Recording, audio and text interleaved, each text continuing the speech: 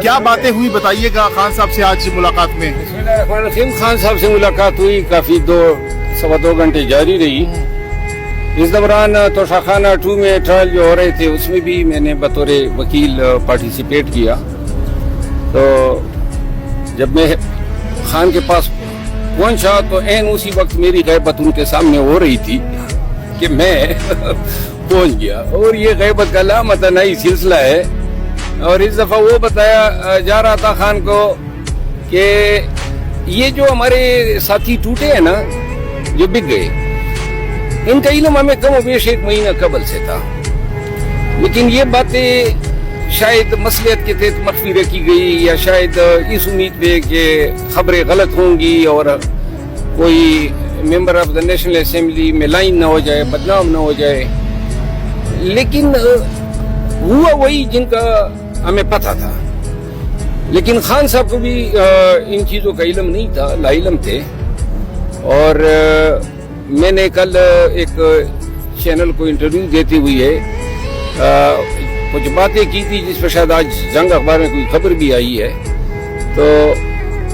ان کو جواز بنا کے کہا گیا تھا، خان صاحب کو بتایا جا رہا تھا۔ تو میں نے خان صاحب کو کہا، میں نے کہا میں تو تھک گیا ہوں، یہ بجائے اس کے کہ کوئی میاں صاحب کے کبوتر کا ذکر کرے،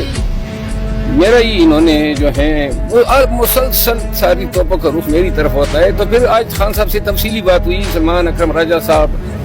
بیرسٹر گور صاحب اور یہ دیگر تمام ساتھی موجود تھے۔ تو میں نے خان صاحب کو 2 ٹوک الفاظ میں کہا کہ احتجاج میں مجھ سے کوئی کام نہیں لیا جا رہا ہے، اور احتجاج کا جو یہ انداز ہے وہ مطلب ہے کہ کوئی میں مطمئن نہیں ہوں، کیونکہ یہ اصل معنوں میں صحیح احتجاج اس طرح نہیں ہوتے ہیں۔ اب احتجاج ہم اس نیچ پہ، اس مقام پہ پہنچے ہیں جہاں ایک ہی احتجاج ہونا چاہیے، آپ کشتیاں جلا کے جائیں۔ 2 ٹوک انداز میں آپ کا موقف ہو کہ اب احتجاج ہوگا، ڈی چوک پہ ہوگا، دھرنا ہوگا، چاہے وہ 10 دن چلے یا 100 دن چلے، لیکن یہ آپ نے نیت بنانی ہے کہ اب ہم نے ڈی چوک پہ دھرنا دے کے خان کی رہائی کے لیے، فری خان نہ ہو۔ یہ بھی میں نے خان کو کہا کہ ہمارا فی الوقت 1 پوائنٹ ایجنڈا ہونا چاہیے۔ اور بہت سی ساری باتوں سے خان صاحب نے اتفاق کیا، ماضی میں بھی کر جاتے ہیں، احکامات بھی دے جاتے ہیں، لیکن بعد میں ان کے عمل درآمد نہیں ہوتا ہے۔ میں نے خان صاحب کو مثال دی، میں نے کہا کہ 22 اگست کو جب جلسہ تھا تو اس سے پہلے ہم نے میڈیا پہ بڑے بلند بانگ دعوے آپ سب کے سامنے کیے کہ اگر جلسہ نہیں ہوا تو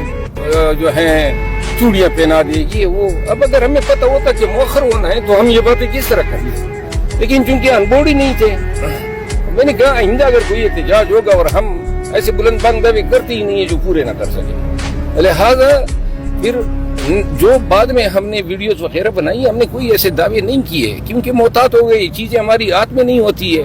تو اوپر سے کیا دعوے کر سکتے ہیں۔ خان نے آج اتفاق کیا کہ احتجاج کی، اور دوسرا میں نے علی امین خان کے حوالے سے بتایا، میں نے